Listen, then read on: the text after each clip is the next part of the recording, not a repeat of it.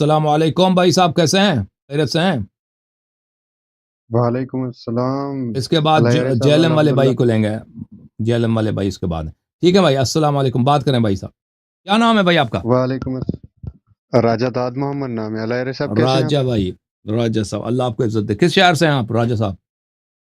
آپ؟ جیکب آباد سندھ پاکستان سے ہوں. اچھا اچھا، ماشاء اللہ. اللہ آپ کو سلامتی دے. حکم کریں راجہ بھائی. اللہ یار صاحب گزارش ہے کہ 2 شرعی احکامات معلوم کرنے تھے اور پھر 2 سوالات تھے. اوکے. آج کل ہمارے پاکستان میں ایک کاروبار آن لائن کاروبار چلا ہے ڈراپ شپنگ کے نام سے، جو کسی اور کمپنی کی پروڈکٹ ہم خریدتے ہیں پھر منافع رکھ کے آگے سیل کر دیتے ہیں. یہ حلال ہے؟ حل اللہ البیع، اگر خرید و فروخت ہے تو جائز ہے بھائی. اگر آپ خریدتے ہیں کسی چیز کو پھر اس کو دوسری جگہ بیچتے ہیں تو یہ جائز ہے. اگر کوئی اور چیز ہے مجھے نہیں معلوم وہ کیسے ہوتا ہے. بہرحال اللہ تعالیٰ نے بیع کی تمام احل اللہ البیع وحرم الربا، اللہ نے بیع کو جائز قرار دیا، ربا کو حرام بنایا. خرید و فروخت کسی بھی قسم کا جو اگر اس کو خرید و فروخت کہتے ہیں تو وہ جائز ہے، ٹھیک ہے نا. مگر یہ کہ انسان شراب کی خرید و فروخت کرے وہ چیز ہے جو حرام ہے. وإلا اس کے علاوہ خرید و اچھا فروخت اگر ہے تو جائز ہے بھائی. آپ گھر خریدیں، آپ ٹوپی خریدیں، آپ کوئی بھی چیز خرید کے اس کو بھیج دیں، آن لائن خریدیں، بازار میں جا کے خرید لیں، ٹھیک ہے نا. ہاں، مزید کچھ ہے بہت بھائی؟ شکریہ. جی جی سر، ایک اور جب تک اس مسئلہ کو تھا. عرف میں بیع کہتے ہیں تو یہ صحیح ہے. جی. اچھا، ایک اور مسئلہ یہ تھا کہ ہمارے یہاں اہل سنت برادر ایک مجلس میں 3 طلاق کو 3 ہی مانتے ہیں. اہل تشیع برادر کے پاس یہ کیا معاملہ ہے؟ یا اگر وہ عورت طہر میں ہے، اگر عورت طہر میں ہے اور اس طہر میں یعنی پاکی میں، اس پاکی میں شوہر نے اس کے ساتھ ہم بستر نہیں ہوا ہے تو پھر وہ اگر 3 دفعہ کہہ دے یا 10 دفعہ کہہ دے وہ ایک ہی طلاق ہوتی ہے. ایک ہی طلاق ہوگا. پھر وہ 3 حیض کا عدہ نکالے گی.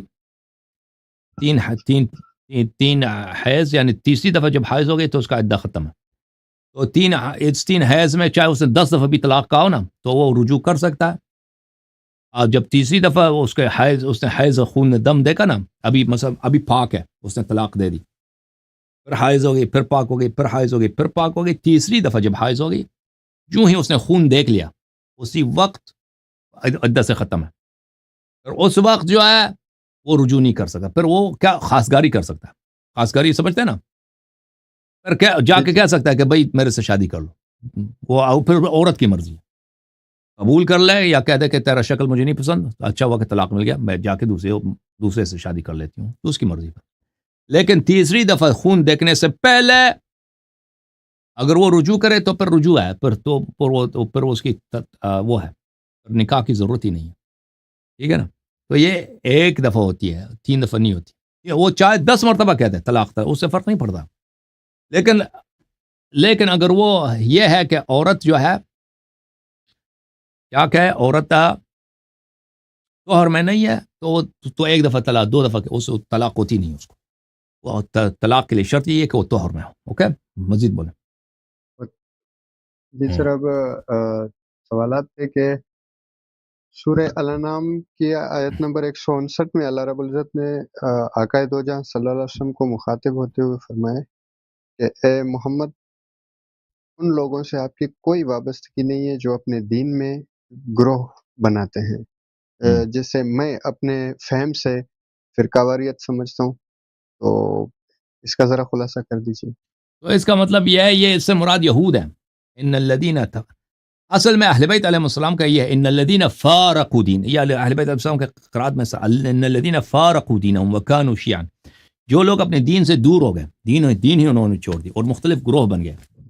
لست منہم فی شیء، ان کا آپ سے تعلق نہیں ہے، وہ آپ ان کو نہ دوستی ہے نہ امتی ہے، کچھ بھی نہیں ہے، ٹھیک ہے نا. تو ایسا یہ یہودیوں کا متعلق ہے، ان الذین فارقوا. لیکن ابھی ہمارے پاس جو مشہور قراءات ہیں اس میں ان الذین فرقوا دینهم، انہوں نے اپنے دین میں تفریق داخل کیا. تو اہل بیت علیہ السلام کی روایت سے مراد وہی فارقوا ہے، یعنی جو لوگ مختلف فرقے بن گئے ہیں، یہ یہودیوں کے متعلق شاید شان نزول ہے.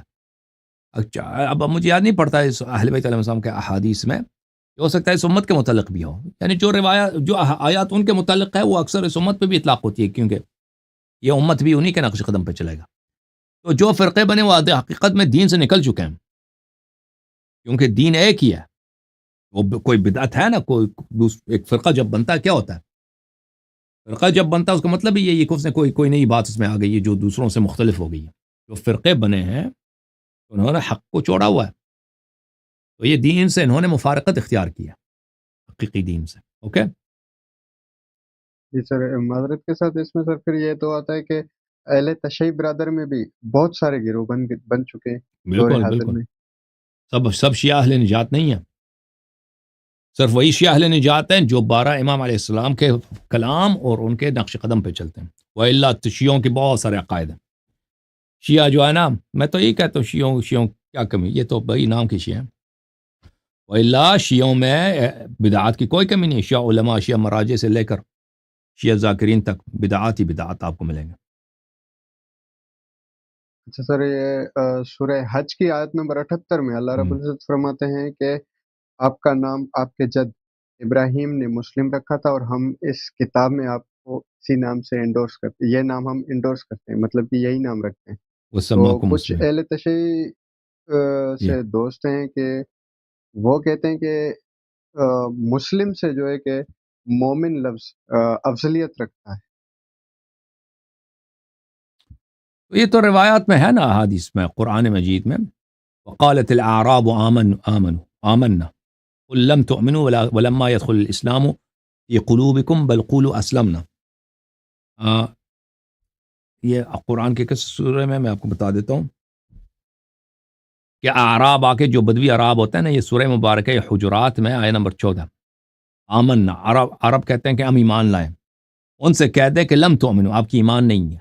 ولیکن قولوا اسلمنا، کہہ دو کہ ہم مسلمان ہوئے ہیں. ولما يدخل الايمان في قلوبكم، ابھی ایمان آپ کے دلوں میں داخل نہیں ہوئی. اس کو پتہ چلتا ہے نا کہ ایک اسلام ہے، ایک ایمان ہے. اسلام کا دائرہ وسیع ہے، بہت سارے لوگ مسلمان ہیں لیکن مومن کم لوگ ہیں، ٹھیک ہے نا. تو اس مومن ایمان کا درجہ بالا تر ہے. ہر مسلمان مومن نہیں ہے لیکن ہر مومن مسلمان ہے. اوکے. جی سر، ایک لاسٹ ایک چیز ہے جو آپ کی جی پرسنل ذات سے تعلق رکھتی ہے.